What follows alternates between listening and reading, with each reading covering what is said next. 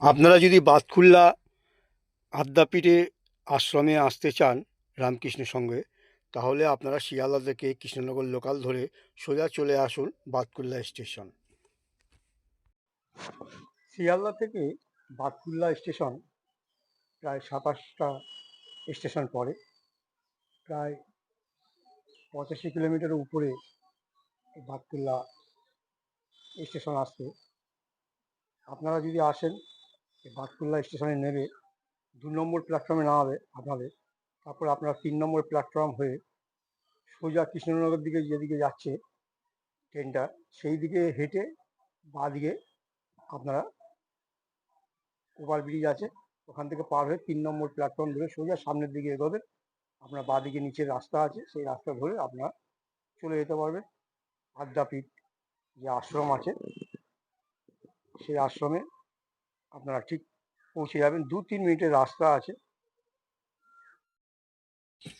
Station থেকে নেমে এসে এই যে রাস্তাটা সোজা চলে গেছে দেখাচ্ছি আপনাদের, এই যে সোজা রাস্তা যাচ্ছে গলিটা, এই রাস্তা দিয়ে আপনাদের যেতে হবে। মিলন সংঘ সামনে ক্লাব রয়েছে, ক্লাবের পাশ দিয়ে রাস্তা রয়েছে, রাস্তা দিয়ে সোজা বেরিয়ে যাবেন। এখান থেকে আপনাদের যেতে হবে আদ্যাপীঠ।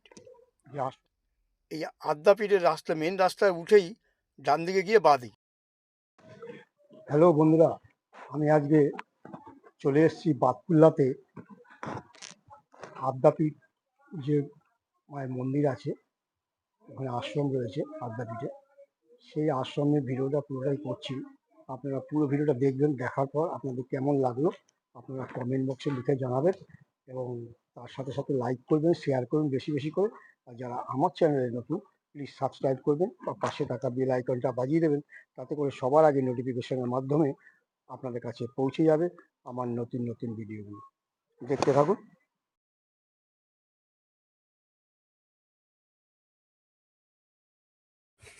মন্দিরের ভিতরে প্রবেশ করার পর ডান দিকে রয়েছে অনেকটা জায়গা জুড়ে মাঠ।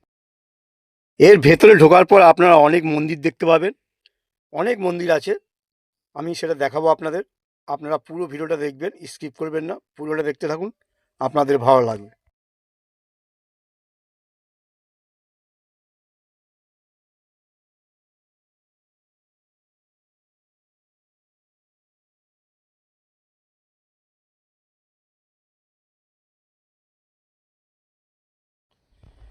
আপনারা দেখছেন মা আদ্যা মন্দির। এই মন্দিরের ভেতরে অনেক মন্দির আছে, আপনারা দেখতে থাকুন। আপনারা জুতো বাইরে খুলে মন্দিরে প্রবেশ করবেন।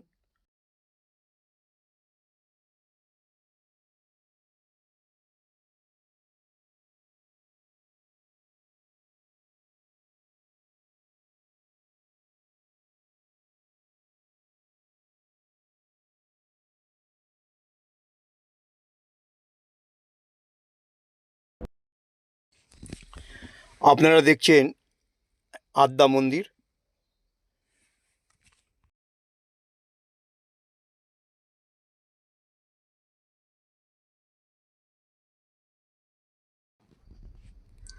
এখানে রয়েছে সঙ্ঘগুরু শ্রীমৎ অন্নদা ঠাকুর। এখানে আপনারা অনেকগুলো ঠাকুর মন্দির দেখতে পাবেন, আপনারা দেখতে থাকুন। আর এখানে আপনারা যদি সকাল সকাল আসেন, এখানে ভোগ প্রসাদের ব্যবস্থা আছে, আপনারা ভোগ প্রসাদ পাবেন। সকালবেলা 6টার সময় মন্দির খুলে যায়, দুপুরবেলা বন্ধ হয় 1টার সময়, আবার বিকেল 4টে খোলে, সন্ধ্যে 7টা-8টা পর্যন্ত খোলা থাকে। এখানে রয়েছে শ্রী শ্রী অন্নদা ঠাকুর ও তার সহধর্মিণী।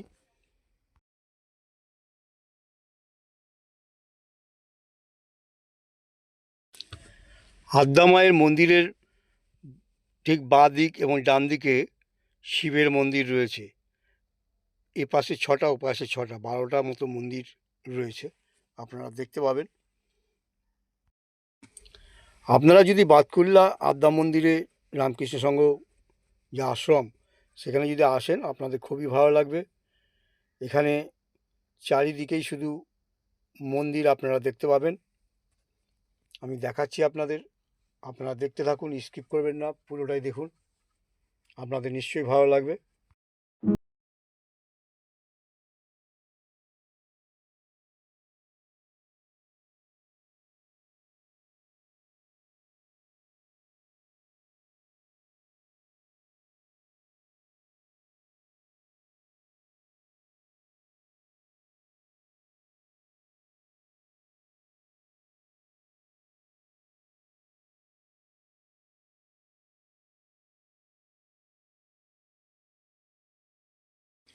এখানে আপনারা দেখছেন শ্রী শ্রী অন্নদা ঠাকুরের স্মৃতিসৌধ।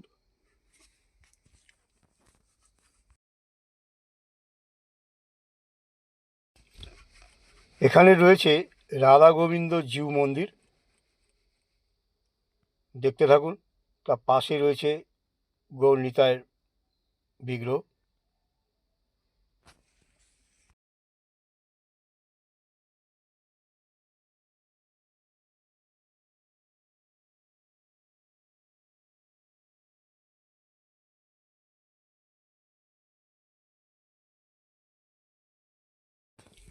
এখানে আপনারা দেখছেন শিবালয়। এখানে অনেকগুলো মন্দির আছে, আপনাদের দেখাবো, আপনারা দেখবেন। খুবই সুন্দর এই জায়গাটার ভিতরে।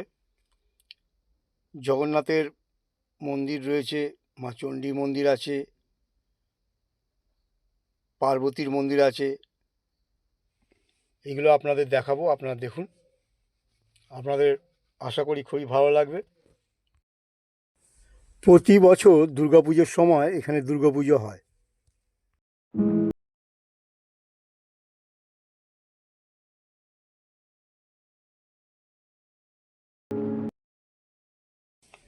এখানে একটি রথ দেখতে পাচ্ছেন, রথযাত্রা উপরে লেখা আছে মন্দিরে, এখানে রাখা থাকে। এই রথ বছরে রথযাত্রার দিন বের হয় সাজিয়ে গুছিয়ে। এখানে রয়েছে পার্বতী মন্দির।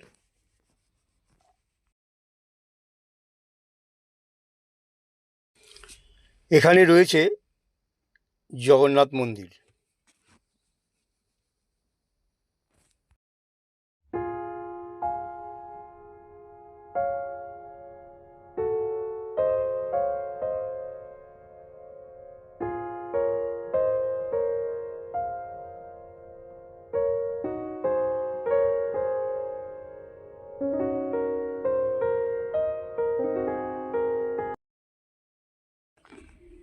এখানে রয়েছে একসাথে তিনটে মূর্তি, মা কালী, মা মনসা ও মা শীতলা।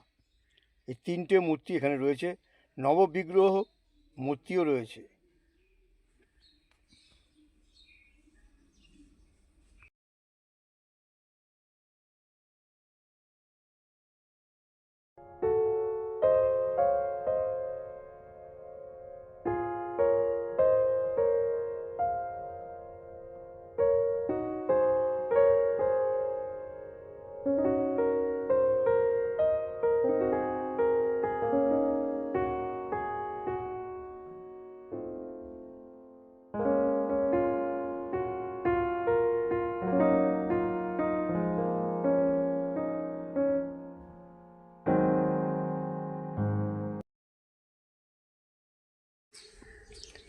এই শিবালয়ের ভেতরে প্রবেশ করার আগে গেটের উপরে দেখুন নন্দী ভিরিঙ্গির মূর্তি রয়েছে। বাঁ দিকে রয়েছে নন্দী, ডান দিকে রয়েছে ভিরিঙ্গির মূর্তি। এই শিবালয়ের ভেতরে অনেকগুলো মন্দির রয়েছে।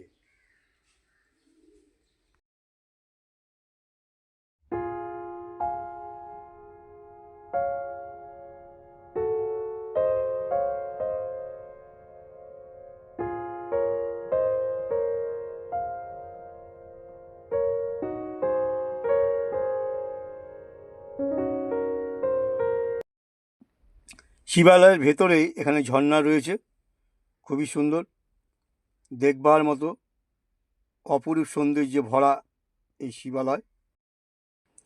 আমার এই ভিডিওটা আপনাদের যদি ভালো লাগে আপনারা লাইক করবেন, কমেন্ট করবেন, শেয়ার করবেন বেশি বেশি করে। যারা আমার চ্যানেলে নতুন, এখনও পর্যন্ত সাবস্ক্রাইব করেনি, প্লিজ সাবস্ক্রাইব করবেন আর পাশে থাকা বেল আইকনটা বাজিয়ে দেবেন। তাতে করে সবার আগে নোটিফিকেশনের মাধ্যমে আপনাদের কাছে পৌঁছে যাবে আমার নতুন নতুন ভিডিওগুলো। ভালো থাকুন, সুস্থ থাকুন, নমস্কার।